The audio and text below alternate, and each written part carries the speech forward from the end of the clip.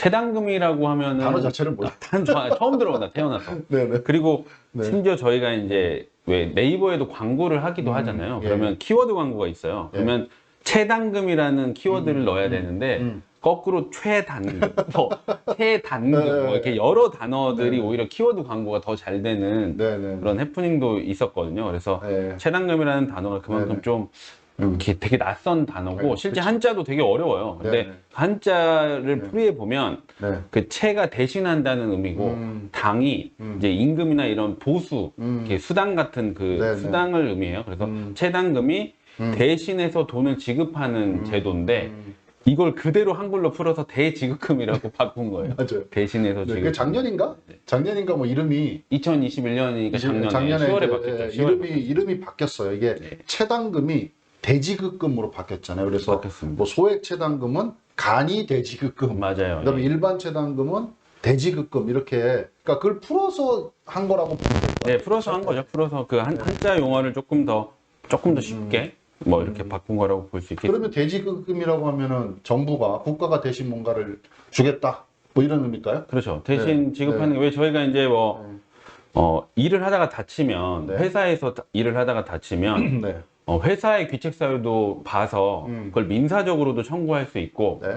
대신 산재보험을 가입을 해서 네. 산재보험료 사업주가 낸 돈에서 네. 근로복지공단에서 이제 유족급여나 네, 뭐 여러 가지 급여들, 휴학급여나 이런 것들을 지급을 하잖아요. 예, 예. 마찬가지로 네. 산재보험료 중에 일부에서 네. 임금채권 기금이라는 거를 네, 네. 정부에서 운영을 해요. 근로복지공단이. 그래서 노동부에서 운영을 해서 그 기금에서 네. 이제 월급을 못 받으신 네, 네. 분들, 퇴직금을 못 받으신 분들한테 네. 이제 돈이 대신 지급하는 거죠. 그렇죠. 대신 이게 좀 다른 부분은 네.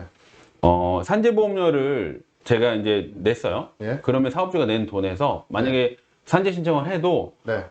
그 돈만큼을 다시 사업주한테 받지는 않잖아요. 받지 않거든요. 네, 네. 사업주는 그냥 산재보험료 낸 걸로 끝나요. 그렇죠, 그러니까 그렇죠. 네. 위자료나 이런 별도의 문제 빼고 그렇죠. 그냥 네, 네. 일반적인 손해에 대해서는 일실 손해에 대해서는 네, 네. 산재보험에서 그게 해당이 다 해결이 되는데 네.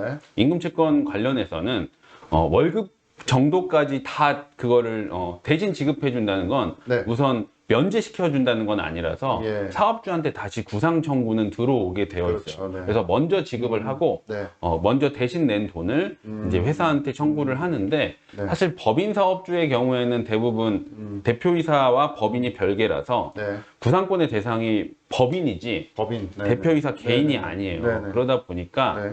사실 채당금이 사실상 회수율은 엄청 뭐 10%가 안 됩니다. 제가 알기로는 3%에서 5% 수준인 걸로 알고 네. 있어요.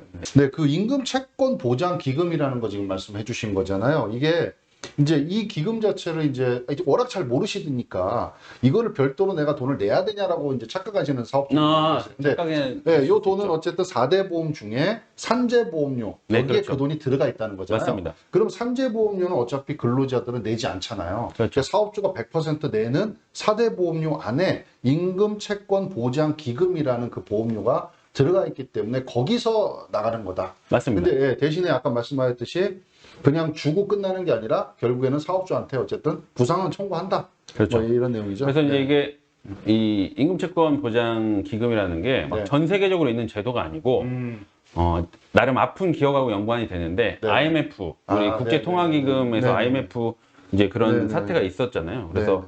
그런 98년도, 97년 말에 네, 이제 네. 국가 부도 위기가 왔을 때 네.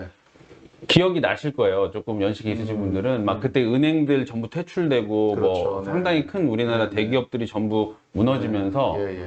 막 엄청 그 서울역으로 예, 그렇게 예. 노숙자분들 많이 몰리시고 네, 그랬잖아요. 네, 맞아요. 그때 사실 금모으기 통해서 빨리 IMF도 졸업하고 하면서 구제금융 통해서 네. 회사들이 상당히 많이 살아난 데들이 있어요.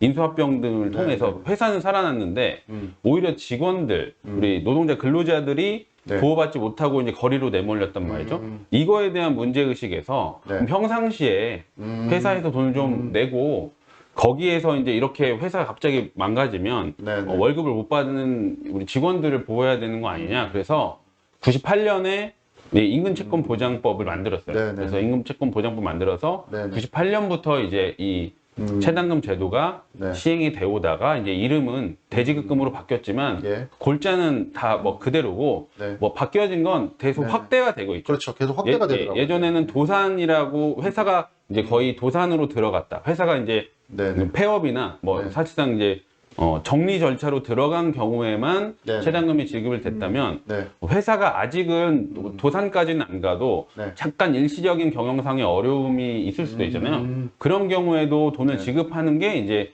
그 간이 대지급금. 네네. 예전에 얘기했던 소액 최단금이 소액 최단금. 그렇게 네. 해서 이제 그게 한 5년 전에 도입이 됐고 네네. 최근에는 이제 재직 근로자까지. 그렇죠. 기존에는 전부 퇴직한 경우 네네. 간이 대지급금이든 일반 대지급금이든 도산의 차이는 있지만 전부 다 퇴직을 해야만 받을 수 있거든요. 그렇죠. 그래서 네네.